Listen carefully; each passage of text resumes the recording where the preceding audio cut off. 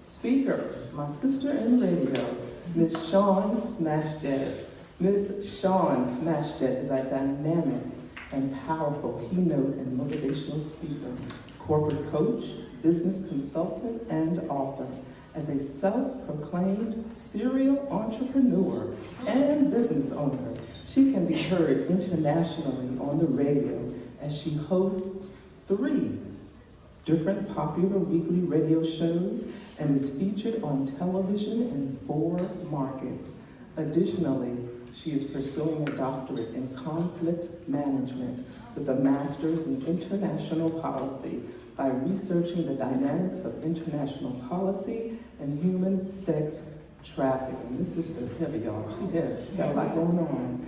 As a community philanthropist, she is passionate about advocating for many causes, but most certainly domestic minor sex trafficking. She's very committed to fighting this massive problem by personally going out in the streets to rescue young women and help them begin their healing journey. Ladies and gentlemen, my sister in radio, Ms. Shawn Smash-Jett.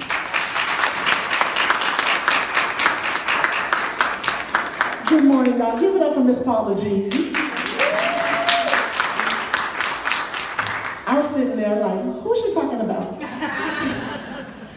No, good morning, ladies and gentlemen. Thank you guys for taking this time to be here. As parents, it is important, and I will tell you off the top that the information I'm about to give you may be a little interesting, but don't be afraid. I'm going to also give you some information that's going to empower you. So that's my main purpose for having this information today. I want to applaud each and every one of you for coming out today to even come to this segment, because a lot of times parents are really busy, and we thank the Hank Stewart Foundation so much for the opportunity to be with you today. The reason I really focus on human sex trafficking is because you hear about it a little bit here and there and dibble dabble, but for right here in Atlanta, it is one of the major hubs. This is one of the major hubs. They're taking our little girls every chance they get, and they're even taking our young women who are even a little older, you would expect. So I want to give you some information. There is tons of information in the back that I want you to be able to pick up. I speak from several different formats, but I love to do the interactive, because I know when you're up here, you don't you're like, I meant to ask her this. So I want you guys to shout back with me when you have a question, because I'm gonna say some things that are you're gonna be like questioning your kids. I kind of love that I went before Mr. Cedric, because he gave you some of the components of how they're getting our kids through social media. So I want to give you just a little bit. If those of you who don't know what domestic minor sex trafficking is commercial sexual exploitation of our children within borders. I am also pursuing my doctorate in international domestic sex trafficking as well. 1 in 4 girls is sexually abused before the age of 18. So think about that, ladies. It's about maybe 150 of you in here at the moment. 1 in 4 of you have been sexually abused. And the global market for child sex trafficking is more than 12 billion, not million, a year. It is more than 1 million child victims, and there are more than 100,000 children who are currently involved in prostitution in the United States. 14 is the average age of a child first using the sex trade. Now, those are the statistics that they're giving me online, but I'm here to tell you that those statistics can be more outstanding. Now, a little bit about me. Not only do I host a radio show, but I go out on Friday nights. You will catch me in the strip club. And no, I'm not dancing. Now, I used to work in the strip club. My name was Flame. But I was a bartender and I had no chest. So it didn't work out for me. But that is why young ladies feel the need to come to me, because I can identify with them. One, I know how most of them get there. Now, I want to share with you some of the things. Not only are girls in the strip clubs being sex trafficked, but there are young ladies who somebody hit them in the DM, and they said, "Oh, you're so beautiful, you're so cute, you are amazing." It's going down in the DM in more than one way when it comes to human sex trafficking. Okay, so they are a pimp, or they know someone who's a pimp. But instead of them saying, "Honey, I really want you to be a prostitute," what they do is they literally befriend them, talk to them, tell them how beautiful they are, how lovely they are, and then next thing you know, that's my boyfriend. So what am I doing? I'm having sex with my boyfriend, right? Wow. Well, then all of a sudden the boyfriend decides, because you know how the girls do, daddy. They start out by calling their boyfriends daddy, you know. So then daddy will say, "Do it for daddy. Can you go be with my fella? He wants to see you."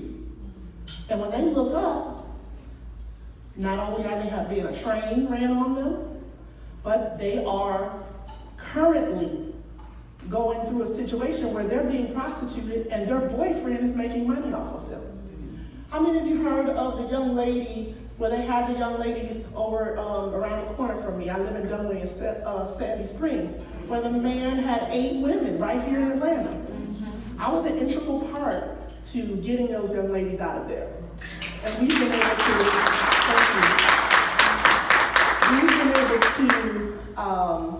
get to them, because a lot of times, and it disheartens me because I'm on social media a lot. The girls come to me a lot and they want to tell me different things.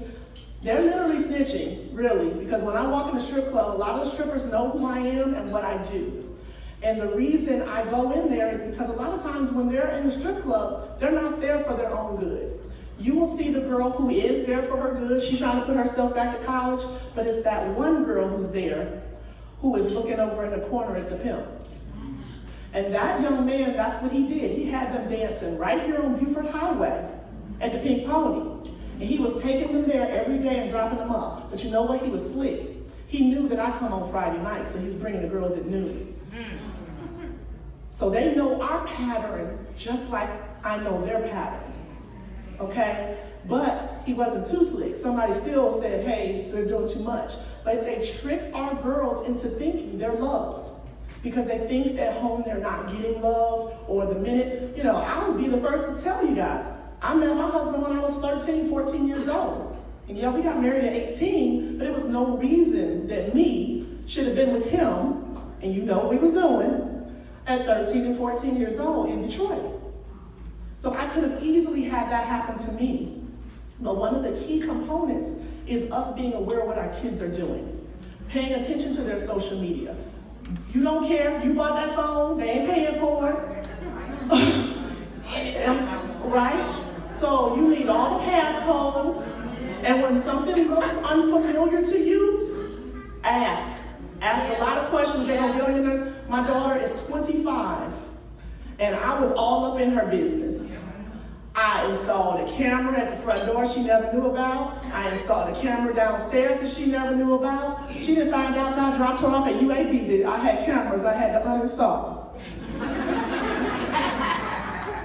I have Verizon Chaperone, so everything that she texts in, I text out. And everything that I would see her text, they in and out, I would see the conversations. And I'm gonna tell you, I'm gonna be honest, some of it broke my heart. I was like, what the heck? And you have to be prepared to not say what you see, because then you're busted. So you gotta go in the corner and pray a little bit, like, what did she just text? Did she just send him a picture? You gotta get your nerves together. And still, but then you gotta use that information. So I would see her say stuff like, just like he shared about the emojis, I would see her say stuff about she was gonna go somewhere or slip out, or she was gonna meet somebody and tell me she was somewhere else. All of us did it. I used to meet my husband at the roller skating rink, and supposed to be at bedside, I was supposed to be at Baptist at the church. And walked up to the corner and took the bus and got to the roller skating rink so we could hang out and get busy in the back of the skating rink. So all of us did it. All of us do it. But that wasn't gonna happen on my watch. because I know what I did. So I had that thing on lock. Every time she texted something that looked a little different, I called my sister, hey, come take Lex to the mall. So now whatever she was planning on doing, she couldn't do it. Because now I done messed up her plan, and she had no clue how I was learning parent chaperone. Every time she left the school building, she'd say, oh, Mom, I'm in the cafeteria. And I'm thinking, no, you're not, you're in the gym. As soon as that phone left across the street for Chambly to the Chick-fil-A, it alerted me. Beep, beep, beep, beep, beep. She has left what I got in my car with. It was her friend had taken her phone across the street to the Chick-fil-A. She was like, Mom, what you doing here? I was going to see Miss Teacher. But I probably lost my mind during that time trying to keep her safe. But I do not regret it one bit, one iota. My child went to college as a virgin. And I knew that because I had her checked out before we left. But I had already had everything in place, you know. I had her checked out right before she went on. Hey, Doc, I just need you to be good. She went to college as a virgin. Because I didn't let the foolishness happen. I didn't let anybody slide up. Every time somebody hit social media or her Facebook or whatever, I was all in it.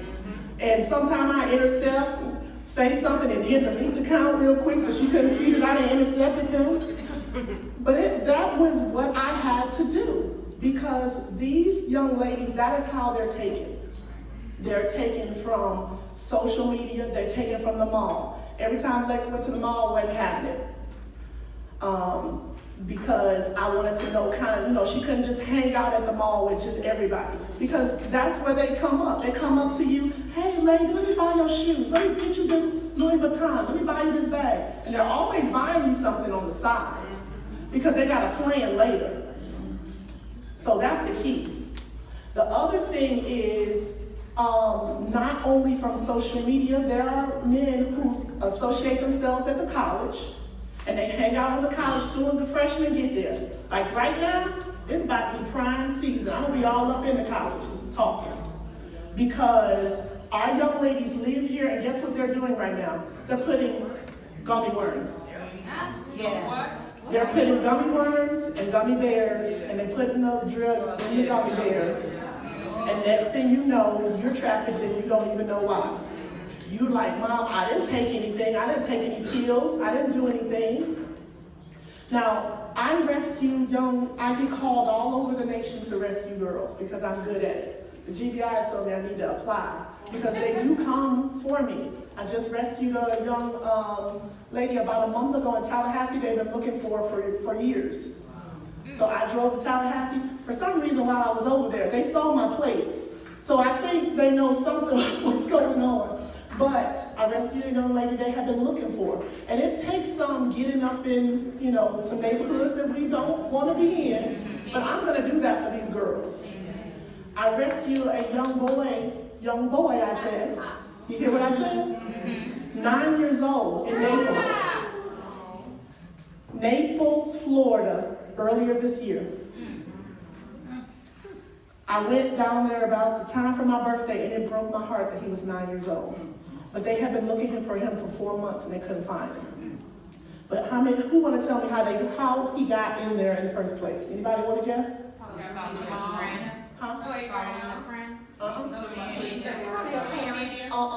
Spending the night with some Xbox.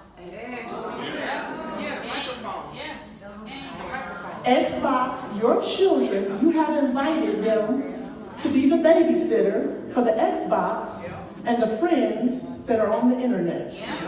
And the friends that they are talking to who are strangers. And at 9 years old, what he did was he told them where his elementary school was, because he's 9.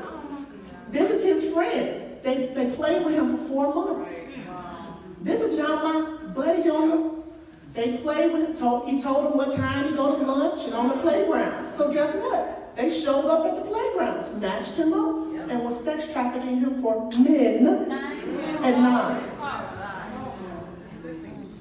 Now my thing is, what I want you guys to do is for me. be more aware. My message to you is, when you see something, say something. Don't be a word, don't be afraid. I was in the nail salon at the end of this year, of course, Thanksgiving. And this message right here is for men and women.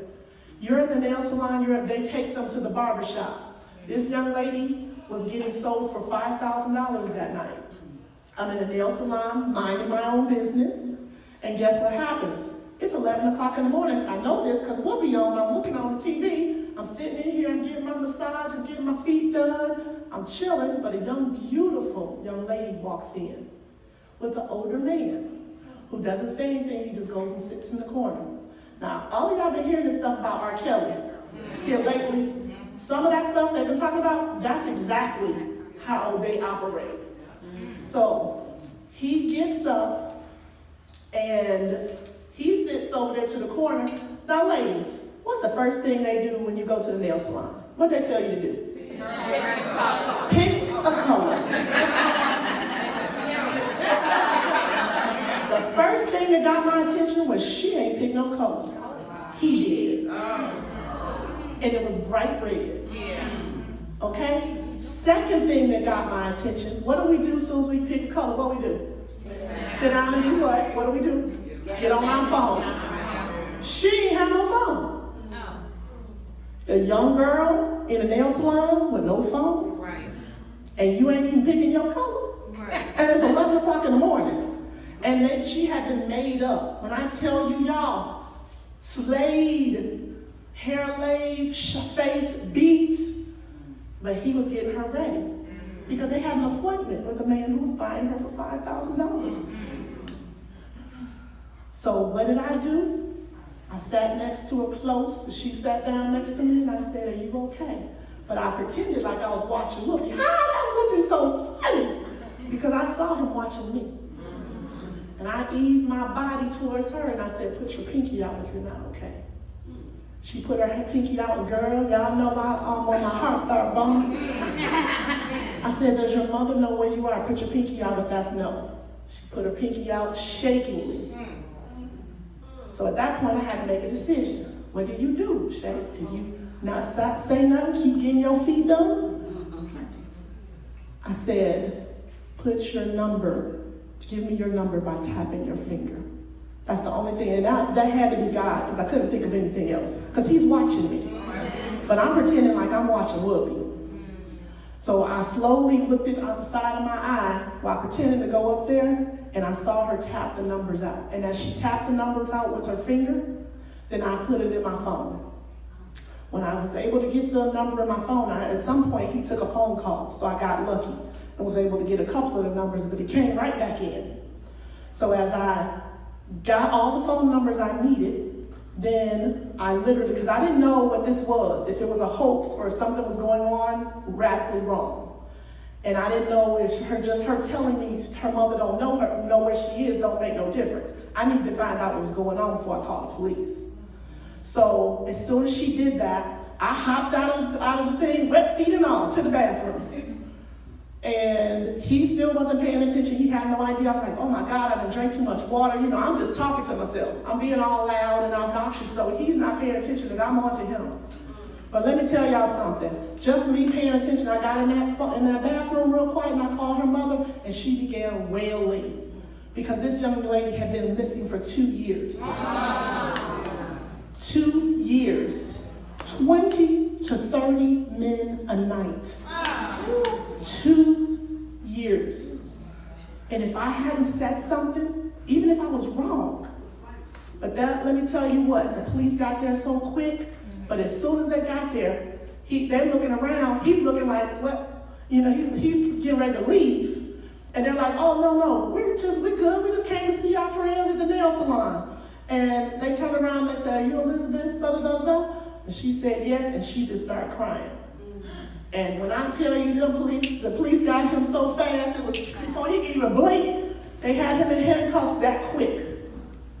But they had the first time in 2 years seen their child for Thanksgiving and not knowing where she was. And how she got caught was Instagram. Because he told her she was gonna be a model.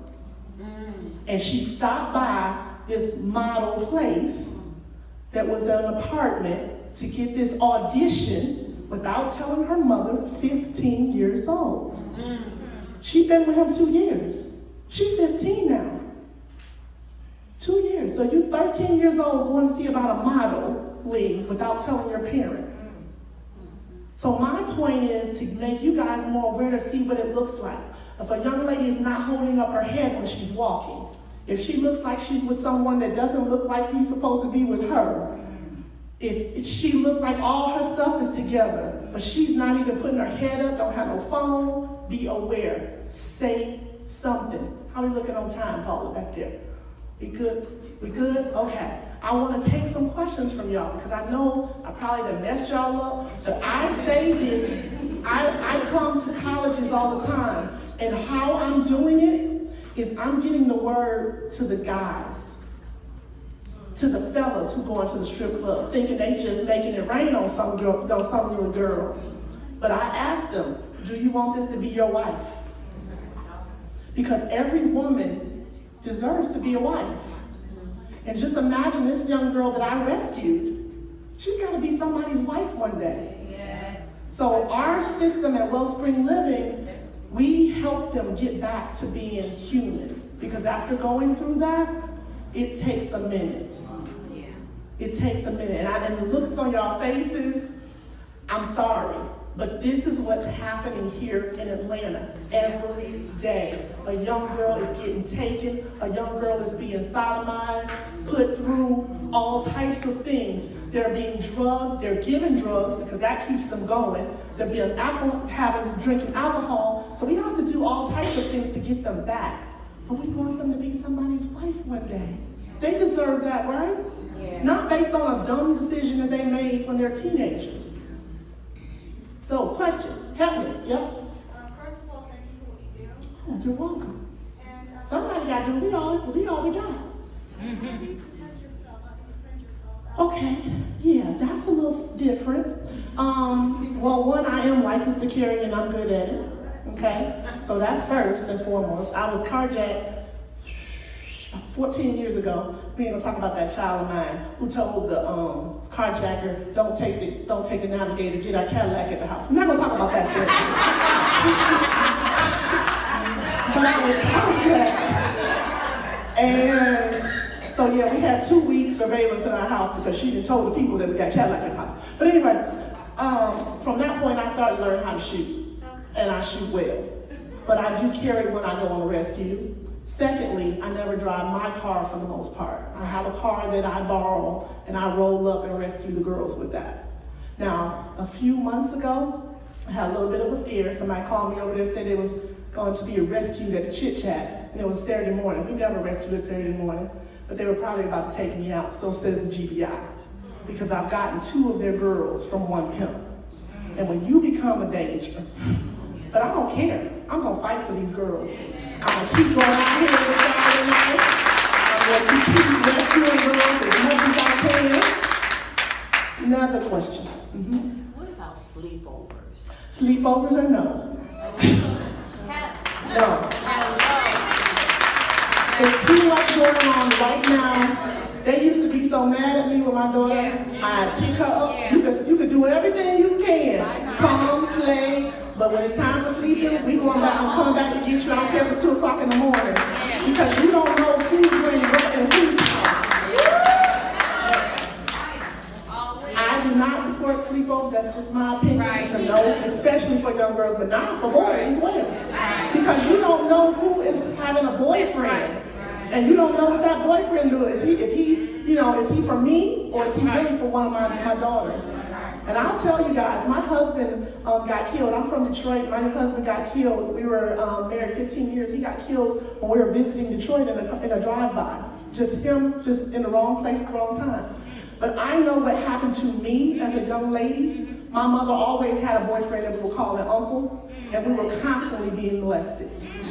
So that wasn't going to happen. Now, I married my husband, we did the right thing, and I had a child and all of that, but I remained celibate until she left my house for 15 years. Because I refused to let what happened to me happen to her. So when she left home in August, Then it was time for mama, but nonetheless, by 15 years, you already know. But I that was my decision. Right. Okay, yes, ma'am. I want to say that I think it's good that the uncle situation, I think that that's where we've done it in the past, our parents, and that's one of the things that I, on purpose, try not to do. If somebody's not your uncle, they're not your uncle. Right. It's your mom or your dad's friend. Right. And I think that that kind of brings the barriers down for them to be more welcoming. Yeah, because you done told them that's uncle. It's okay for uncle to feel on you. It's okay for uncle. You put that out there. It's okay for uncle to rub on you and get close to you. No. It's so much happening out here, y'all. There are girls being sold by their parents. And it just, when I tell you I have to stay prayed up, I have to stay. And I go to the schools. Y'all got, anybody wanted me to come to their school, I come for free. I don't charge anything for that. Anybody need me to come to PTA, I'll talk about it, whatever. But I go to schools right now, and I promise you, in every classroom, and I talk to the young ladies and the men, at least 2 will come and tell me, Miss Shawn, I need to talk to you. Because something is happening. I just ran into a young lady, I went out to Conyers.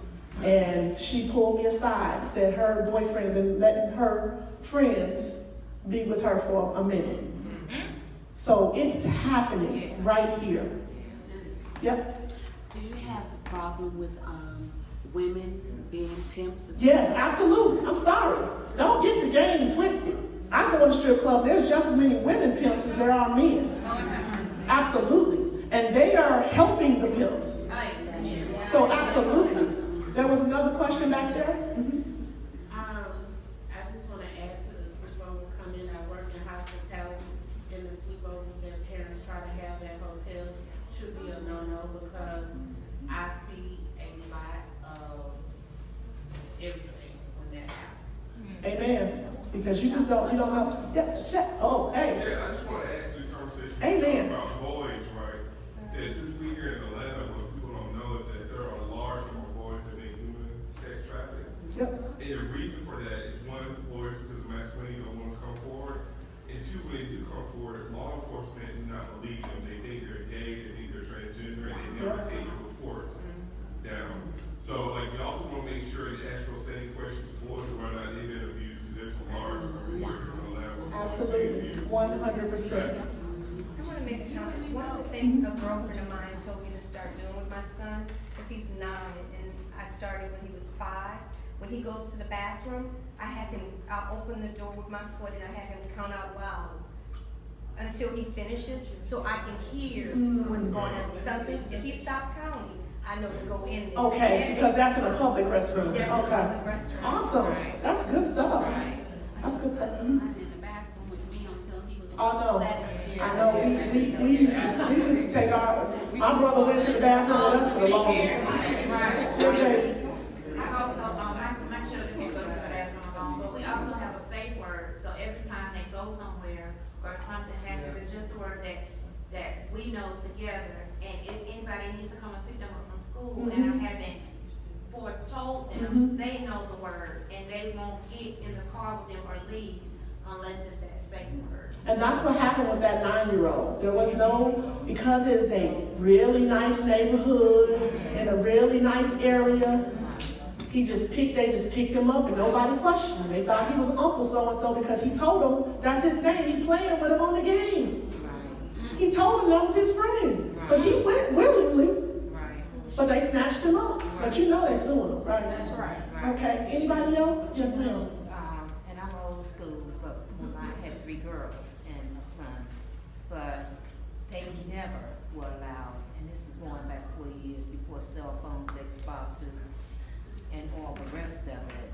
They were never allowed to spend the night over anyone's house, and now that they're adults, have families of their own. They do the same thing. Thank you, Mom. Now I understand, you know. And Yeah, 'cause a lot now, goes and on. now they won't allow their children either. Absolutely. Yes, ma'am.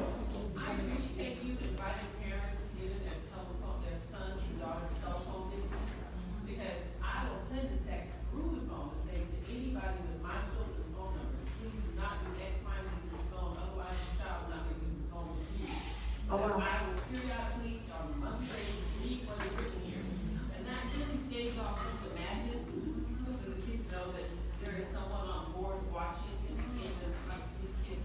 Okay, but you got to be careful with that because the kids will get another phone.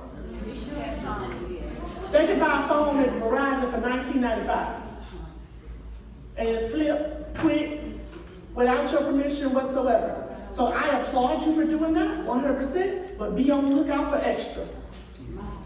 Be on the look. If he chill and he ain't bothering you about doing that, that's when you need to be looking for something else. Because if he ain't, now my daughter was having a fit. I know she was having a fit, but guess what? She would get her girlfriend's phone, because she knew I had her phone at some point doing something. She just couldn't figure it out. But she knew something was happening with that phone, that every time she's getting ready to do something, I done intercepted it. So at some point, she just gave up, you know. But it's also protected my child, because as another parent said that she did something or said something, then I had to kind of go to that parent and say, okay, what I'm about to tell you, you can't tell her, but here's the root. Your child really was doing this, because I have the log. I print that log out, and they would see the conversation. So, yes, ma'am. I just want to say that, and I've worked with youth development for many, many years, and I would say that parents need to start having conversations with their children and be more transparent. Right. Because we want to hide what happened to us. Absolutely. And then our children go through that same, that cycle continues to repeat. Yeah. So we need to have conversations with our children, boys and girls, about what's going on. And that is What's going on in the family, because we got too many family secrets, Yep. and that stuff is still continuing. Yep, you are 100% right. You have to talk to your kids. You can't, I mean, like I said, I had to pray my way through it. And then I had to be transparent and say, look, I'm gonna be honest, me and your daddy did this. And I did this to your dad. And I did blah, blah, blah. I had to, and it was hurtful because she looking at me like, really, Mom? You nasty. But I had to tell the truth. Because then that opened her up to tell me stuff. To this day, right now, she's 25, there's stuff I don't want to know. She telling me. Yes, ma'am. Well, the other thing too is I think that those, like what you're saying, the young lady in the back, is that those conversations, like each year your child grows, there's a different conversation. And so I agree with that. I think that, you know, I tell my kids all the time, I am older than you. So there are things that I know that you won't know because you're not at where I am. And each time I have 2 teenage daughters now, so my conversation with them when they were 10 is different now. Absolutely. So now I'm like, real talk. This Right, is how real this talk. is gonna go down, this is how this is gonna go down. And they're going to And they're appreciate gonna you. listen to I think those they things. flagging me back there. I may be up. I know. Okay, one more. There's another thing that parents, we tend to do. We defend our kids. I'm a pediatric nurse, so I see a lot of STDs. And kids will come in and they say, I'm not having sex. And mom is sitting there like, yeah, my daughter doesn't need to be tested. We start testing at age 16. And it's automatic. If you come in for a physical, we're gonna check you. A lot of kids are coming back positive for chlamydia and gonorrhea. And they've been saying, we're not having sex. Mom's saying, don't test my child. We automatically send them to the lab. Because now we don't have to get consent from the parent to test them for HIV. Some of them are positive for HIV, some of them are not. Then parents not bringing their children back after they're positive for treatment. And on top of that, just because they're not having physical sex, they are still having oral sex every day, all day. Yes, ma'am. I work in public health. I work for the Center for the Disease Control. And I think that a lot of parents do not know your child can go into the public health department at the age of 12 and up and get treatment without your knowledge. And we cannot. That's true. We cannot tell you what your child, I mean, if I come to your house looking for your child for a disease or whatever, I cannot tell you. That's your child's responsibility. So you really have to start young talking to them about sex so that they understand, because sex is not just vaginal, Right. it's oral, it's anal, and disease is transmitted all those ways. And my parent had no idea I was going to Parent Parenthood every 6 months. She had no clue. Yeah. And nobody reported it to her, ever. I gotta go, guys. I appreciate you so much for your listening. You guys, so we shall see. I am the only girl in the world. His last name is Smash-Jett, so if you remember remember that? Smash-Jett, Sean Smash-Jett. There's no other one, it's just me. And they also, you can find me at Wealthy Divas. So thank you guys for, the shows. We can't talk about all of it. Okay, on Saturday mornings, Shop Talk with Shay is at Saturday mornings, 11 o'clock. You follow me on Shop Talk with Shay. You follow me on Wealthy Divas, you'll find everything. On Thursday, I'm a part of it's like a Dish Nation kind of show. It's called the M Squad. And then I have another show that's a little controversial. It's called Shush After Dark. But we are teaching healthy relationships for those who are in committed relationships, married, single, blah, blah, blah. So it's not a bad show. It's just very erotic. But anyway, you gotta tell them what to do, how to do it correctly, and not be. But anyway, I love you guys. See you later. Next time, follow me. Thank you, Stewart. Are y'all feeling empowered? Are y'all feeling like